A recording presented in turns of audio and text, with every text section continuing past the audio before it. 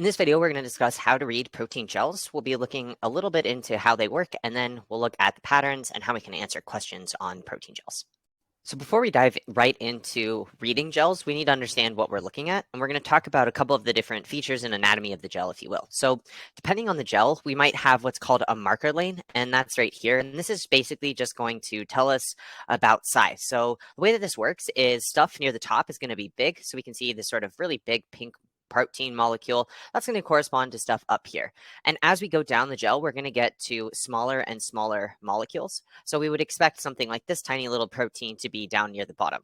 So we'll have this sort of marker that's going to give us a sense of some standard or fixed sizes. Typically, these will be measured in kilodaltons. So for example, maybe this first band here corresponds to 200 kilodaltons, maybe all the way down here is closer to 50, and all the way at the bottom is 10 kilodaltons. And so this marker just gives us a sense of size and where our samples, which are going to be in our lanes right here, are going to end up.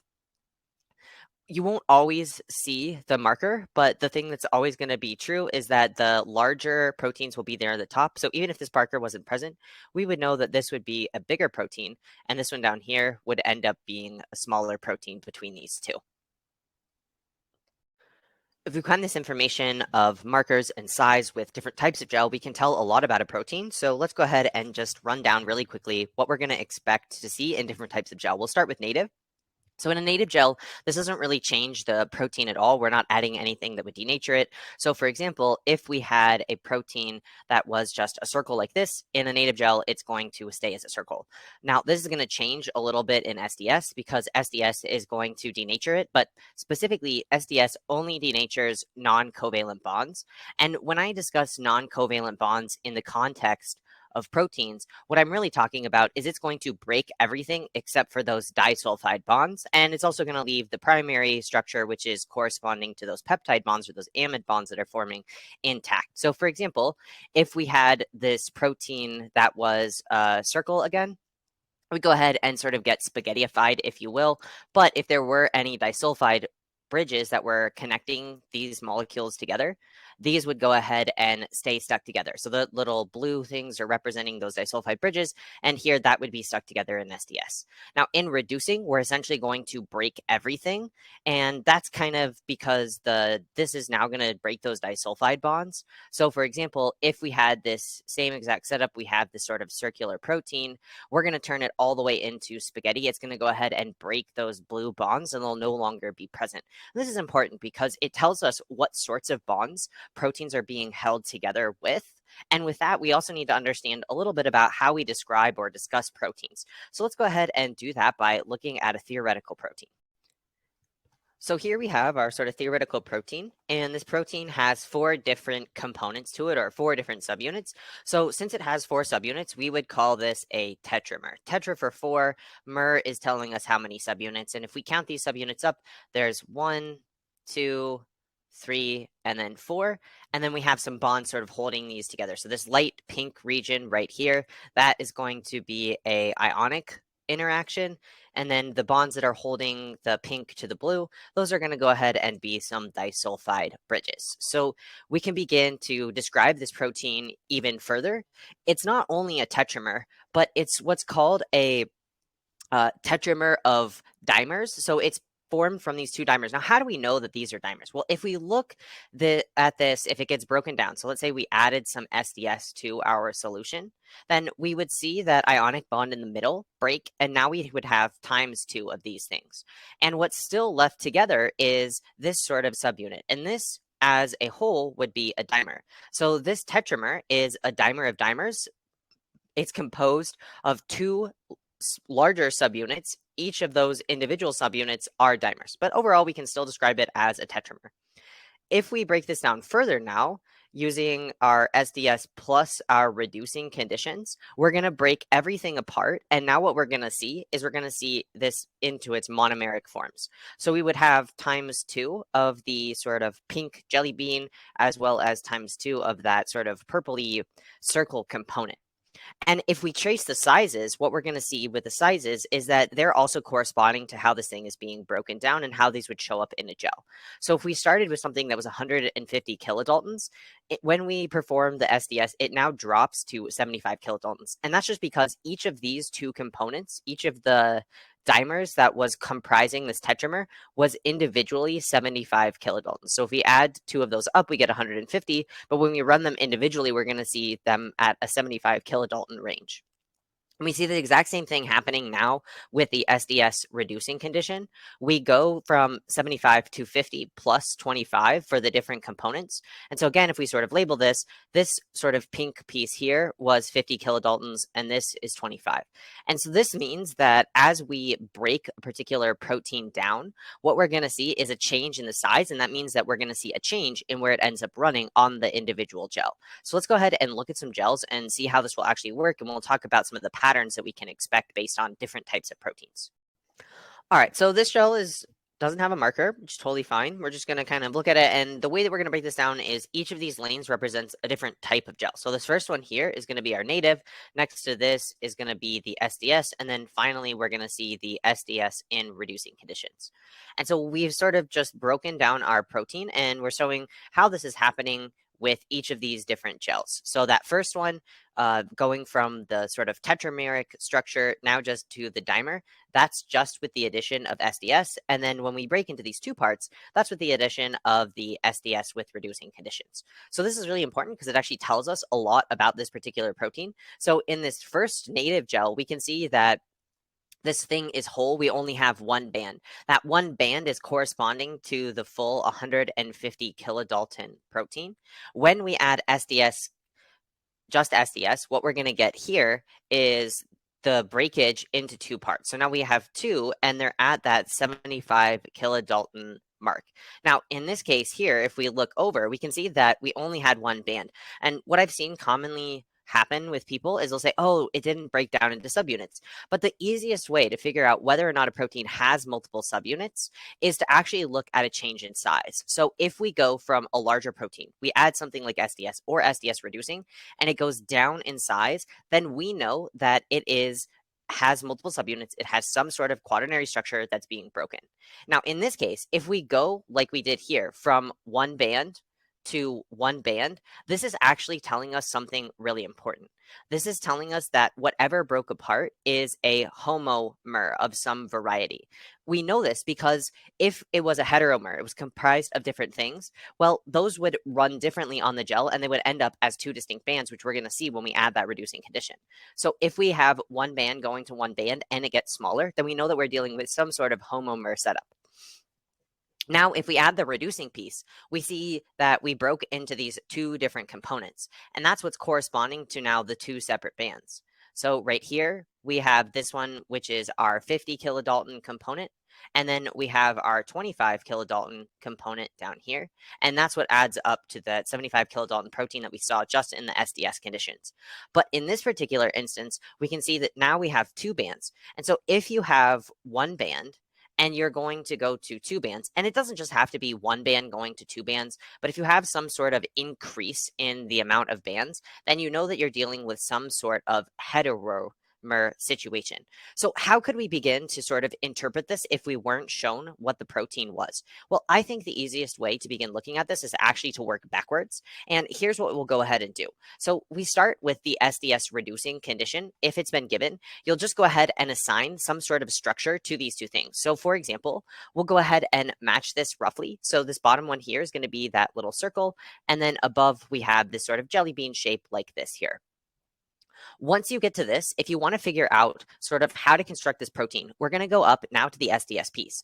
And what we can see is that we have a 75 kilodalton component, and we're going to look at the size of these things. Since we have a 50 and a 25, we can simply add those two together. Since we can add them together, we know that we only had one of the jelly beans and we had one of the blue balls. Now, this would be a little bit different if instead what we saw was this going up to, say, 125 kilodaltons. We'd have to think a little bit more about how these things are coming together, but for the most part, it's going to be pretty straightforward, and you're really likely to see something like this where the size doesn't really change all that much in terms of adding additional components.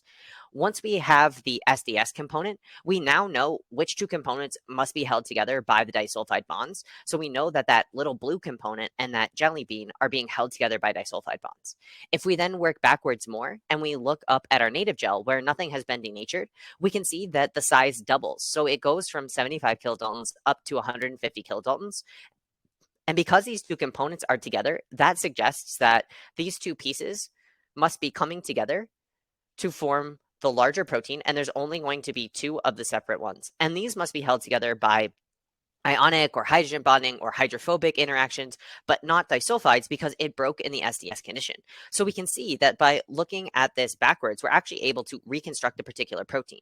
The patterns and trends here are the most important thing to take away. The fact if we have one band going to one band, we're dealing with a homomer, and if we have one band going to two bands, then we're dealing with a heteromer, as well as tracing the sizes. It's not imperative that you're able to really work backwards and draw or really represent the protein, but I do think it is a helpful exercise when you're learning how to read these gels because you can really get a sense of how to go about understanding what information this gel is actually giving us. With that, let's go ahead and look at a slightly different protein and see how this works if we have something that's just homogeneous across the board. So here we have a slightly different protein. This is actually going to be a homotetramer because all of the subunits in this case are the same. So it's a little bit different than what we were looking at before. And we can actually see this really readily just by looking. So for example, we have one band going to one band, and that band goes to one band. So since we have one band going to one band throughout this entire thing, again, remembering this is our native, our SDS, and then finally our SDS reducing, then this actually tells us that this is a homomer all the way down. There are no separate components that differ at any point in time. Now from here, we could go ahead and trace our sizes. So let's go ahead and just posit some sizes. Let's go ahead and say that this first one here is going to be 300. This one will be 150, and then this is a 75 kilodalton band. Well, this is now really important because it tells us the construction of these two pieces. Again, let's go ahead and work backwards and sort of go up as we are now just tracing out the size though. Okay, so we go from 75 up to 150. And so this right here tells me that we have two subunits that are being held together by a disulfide bond. But we have more bonds than that because we still ended up seeing a change in the size at this point in time. So if we go all the way up here, we can see that we must have two of these 150 ones coming together. So if we begin to sort of trace these sizes out, what we know is that from here to here, we have times two of these. And from here to here, we have times two. That means that we must have four of the overall sort of jelly bean components. And this is not just a homomer, but specifically a homotetramer. So here we can see that the trends are enough. You don't necessarily need to be able to 100% rework that entire protein. And we can also see how the sizes help us too, in addition to seeing that one band persists throughout the entire gel. So just to summarize these trends here, if you see a decrease in size, so for example, here we go from 150 kilodaltons to 75 kilodaltons, or you would see this band decrease, then we know that our protein has multiple subunits because it's breaking apart in these two circumstances. However, if we only see one band and both on the original sort of native page as well as one of the broken down pages, whether it's SDS or SDS reducing, then we know that this is indicative of a homomer type of a setup. So again, here, this is that tetramer, and this is telling us that this is also comprised of it's a homodimer of heterodimers. The homodimer is just referring to this piece here, the fact that these are the same. The heterodimer component begins to then describe one of the dimers and saying that they are different from one another, so from here to here. And we can tell this by another trend, which we'll look at next. So in this other trend, what we're going to see is still a decrease in size. So here we can see that we started with a band that was further up in the gel, and it does decrease in size. But in this particular instance, it goes from one band to two. Now, this tells us that we're dealing with a heteromer situation because we must have two different components, which is why we're now seeing two different bands. So in this particular instance, we know that that component that we were looking at previously in that other slide when we saw the protein that was comprised of two of these here, well, now we know that this is actually a heterodimer. because it's breaking into these two different components, and it is showing this by having two bands show up on the gel. Now that we've discussed all of the different trends that we can see, as well as how to work through some of these problems, let's go ahead and look at some gels that just have size markers and don't actually show the proteins out on the left-hand side. And let's see if we can figure out what's going on in each of these different cases. So to begin with, what we can see here is that we have a 100 kilodalton protein in our native gel. And when we go to SDS, we do go down in size. So from here, we go down in size and we break into two different components. So that means that we definitely have a protein that is comprised of multiple subunits. And in addition to having multiple subunits, we know that this original configuration right here has to be a heteromer. Why? Because we went from one band down to two. Now, when we now go from SDS to SDS reducing, we do see a decrease in size, but in addition to having the decrease in size, we don't actually get any new bands. And so this is really key. It's not that we go from one band to one band, but we could also go from two bands to two bands or three bands to three bands, and that would still indicate that we're dealing with a homomer. Let's go ahead and take a moment to think about the sizes and how this might be breaking down. So we had something that's at 60 kilodaltons, and then when this breaks down, it's either breaking down into two 30 kilodalton components or three 20 kilodalton components. So we can't 100% decide how the 60 kilodalton protein is breaking down. So let's go ahead and move on now to our 40 kilodalton component. So for the 40 kilodalton component, it can't really break down into a piece that's 30 kilodaltons, but it could snap in half into a 20 kilodalton component and have two of them. So it's very likely that this 40 kilodalton protein, the subunit, just split into its two same components, and then the 60 kilodalton component broke down into its two similar components. Let's go ahead and work backwards so we can visualize what's going on with this protein. Remember, we're going to just go ahead and work backwards. So starting down at the SDS reducing, let's go ahead and assign some protein subunits for each of these. So to start, let's go ahead and assign the 20 kilodalton one as a blue square, and we will assign the 30 kilodalton one as a larger yellow triangle. So when we go up, because we saw two bands to two bands, we know that we're dealing with a homomer type of a setup. So when this 40 kilodalton protein broke into 20 kilodalton ones, it must be because it was comprised of two of these blue squares, so something like this. And since we see the exact same trend for the 60 kilodalton protein, except in this case, we're describing that as this yellow triangle, the 60 kilodalton protein must originally have been two yellow triangles that were attached to one another, something like this. Lastly, we know that the 60 kilodalton and the 40 kilodalton components must have come together to form a whole protein of 100 kilodalton. So if we just take one of the 60 kilodalton components and one of the 40 kilodalton components and add them up, then we would have 100 kilodaltons. And so that means that the protein must be some sort of combination of those two 60 kilodalton, or of the 60 kilodalton and of the 40 kilodalton component. Maybe it would look something like this, where these two things would be attached to one another by that little interface. Since we understand what the different gels are doing, we can begin to go through and describe the actual bonds that are holding these things together.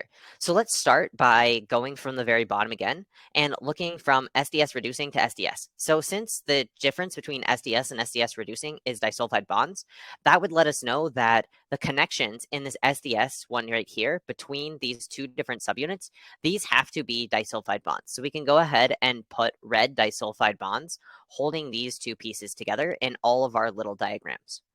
However, when we go up and we look from SDS to native, well, this SDS doesn't actually break those disulfide bonds, but we did see the protein break down a bit. So that would suggest that these two dimers, the yellow dimer as well as the blue square dimer, must be held together by some sort of non-covalent interaction.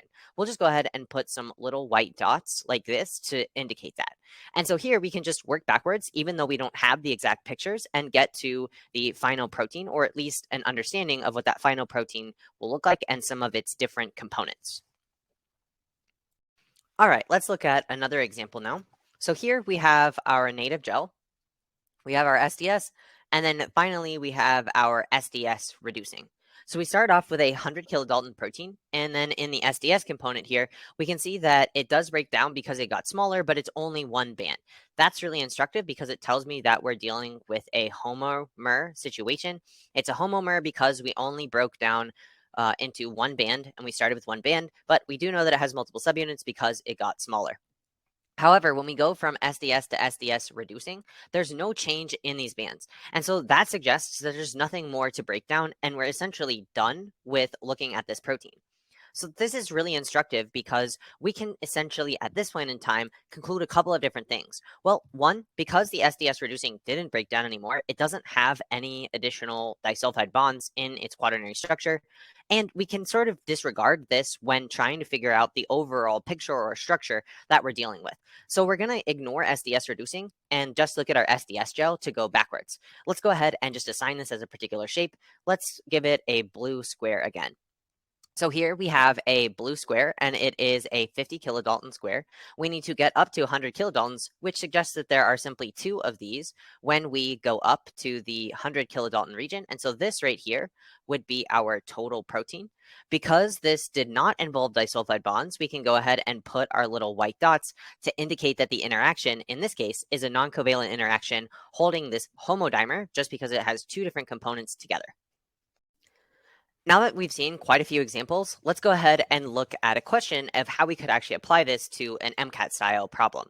Here it says, which of the following accurately describes the protein shown in the gel?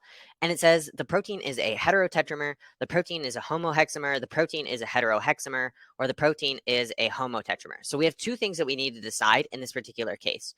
We need to decide between, is this a homomer? And then we also need to decide between its size. So is this a hexa, which would be for 6? So does it have 6 subunits? Or is it a tetramer? Does it have 4 subunits? So let's go ahead and deal with the homomer piece first, because that's going to be pretty easy. Remember here, we're just looking for no change in band size. And that's exactly what we see. We start with one band in native. As we go to SDS, we still have one band. As we go to SDS reducing, we still have one band. So this is really helpful because we know that we are not dealing with a heteromer of any variety. And so we're already at a 50-50. We can go ahead and get rid of both A and C, and we'll be left with B or D. So either the protein is a homohexamer or the protein is a homotetramer. So to figure this out, we're going to go ahead and use our constructionist method, and then I'll show you a little bit of a shortcut to kind of get to this really quickly using a bit of back solving. So let's go ahead and use our constructionist method first. Let's go ahead and describe this 15 kilodalton protein. We'll call it a blue square again, and then as we go up, what we can see is that we go to 13 kilodaltons. So that means that we must have had 2 to form that 30 kilodalton protein. So we had just 2 squares at present. And then when we go up to the 90 kilodalton region, well, that means that we must have had 3 of these 2 square components. So we can go ahead and just draw that out. And then we'll go ahead and count these different components. So that would be the tetramer form, but that wouldn't be big enough. So we still need these 2 more. So this must be a hexamer because it has 6 different components. So therefore, we now know our correct answer. This is not a tetramer. And so D would be incorrect. B must be the correct answer because the protein is a homohexamer. Now, how could we shortcut this rather than writing out or drawing this entire protein? If you look at the most broken down version, so we have this 15 kilodalton region, especially if it's a homomer, we know that we need to get up to 90 kilodaltons. If we back solve, we know that we only have 2 options. Either this is a hexamer and it's got 6 components that are 15 kilodaltons each, or it's a tetramer and it has 4 components that are 15 kilodaltons each. If we just go ahead and take that 15 and multiply it by our 2 options here, then whichever one equals the total size will be correct. So 15 times 6, that's going to be 90.